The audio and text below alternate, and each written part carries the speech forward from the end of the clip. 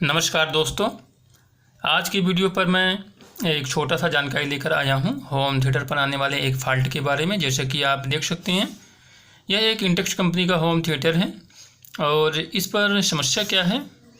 तो दोस्तों, इस पर समस्या यह है कि इस पर जैसे कि आप देख सकते हैं, स्पीकर के लिए दो आउटपुट हैं, लेफ़्ट राइट। तो एक तरफ के स्पीकर आउटपुट से इस पर साउंड आता है और एक तरफ से स्पीकर आउटपुट पर इस पर साउंड नहीं आता है। तो आज दोस्तों मैं उसी के बारे में एक छोटा सा जानकारी लेकर आया हूं। यदि आपको होम थिएटर पर इस प्रकार का फ़ाल्ट मिलता है कि एक तरफ का जो स्पीकर आउटपुट है वह काम करता है और एक तरफ का स्पीकर आउटपुट काम नहीं करता है, तो आपको क्या क्या चेक करना होगा। तो इसलिए दोस्तों, सबसे पहले तो जैसे कि जो आईसी है, तो आईसी पर आपको ऑडियो चेक करना होगा। यदि आप आईसी भी चेंज कर देते हैं तब भी सेम प्रॉब्लम आपको देखने को मिलता है। तो यदि आपका होम थिएटर यूएसबी वाला है, मतलब कि उस पर यूएसबी किट वगैरह लगा हुआ है, तो आपका प्रॉब्लम जो है तो यूएसबी किट से भी हो सकता है। उस पर भी आपका ऑडियो आउटपुट के लिए लेफ़्ट राइट दो कनेक्शन होते हैं, उसमें से एक चैनल जो है उसका ख़राब हो जाता है, तब भी ऐसा फॉल्ट हमें देखने को मिलता है। और साथ साथ दोस्तों बात करूं कि आपका यूएसबी किट भी सही है, आईसी भी सही है, फिर भी आपका ऑडियो आउटपुट जो है तो नहीं हो रहा है। तो दोस्तों, आपको सिंपल सा क्या चेक करना होगा। तो अब हमें चेक क्या करना होगा।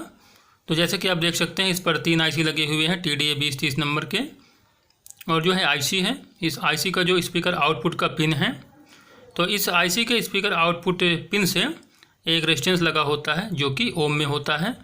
यह 1.2 ओम का भी हो सकता है, 1.6 ओम का भी हो सकता है। तो आपको यह जो रेजिस्टेंस लगा होता है इस आईसी के स्पीकर आउटपुट वाले पिन के साथ, तो आपको उसे मल्टीमीटर से आपको उसका कंटिन्यूटी जो है चेक करना होता है। क्योंकि कभी कभी क्या होता है कि जब आईसी ख़राब होता है और हम जो है नया आईसी लगा भी देते हैं तो भी ऑडियो जो है नहीं आता। इसका कारण क्या होता है कि यह जो रेजिस्टेंस लगे होते हैं ओम में, यह फ्यूज का काम करते हैं। कभी कभी हमारा स्पीकर वगैरह भी शॉर्ट करता है, तो उसके शॉर्टिंग से भी यह जो रेजिस्टेंस है तो हमारा ओपन हो जाता है और हमारा आईसी सही भी रहेगा तो भी हमारा ऑडियो आउटपुट जो है नहीं होता है। तो दोस्तों, यदि आप आईसी चेंज भी कर देते हैं फिर भी आपका ऑडियो नहीं आता है, तो आपको यह जो रेजिस्टेंस लगे होते हैं ओम में, इसे भी आपको चेक करना होता है। और यह जो होम थिएटर है, तो दोस्तों इस पर फॉल्ट यही है कि इसका आईसी वगैरह सब कुछ सही है और कस्टमर के पास जो स्पीकर था, तो दोस्तों उसने अलग से स्पीकर लगाया हुआ था और स्पीकर के शॉर्ट सर्किट होने के कारण यह जो रेजिस्टेंस आईसी के साथ में लगा हुआ था, तो दोस्तों वह ओपन हो चुका था। और अब मैंने एक 1.2 ओम का रेजिस्टेंस जो है तो लगा दिया है, और जिससे कि इस होम थिएटर पर जो आने वाली प्रॉब्लम थी तो दोस्तों वह दूर हो चुकी है।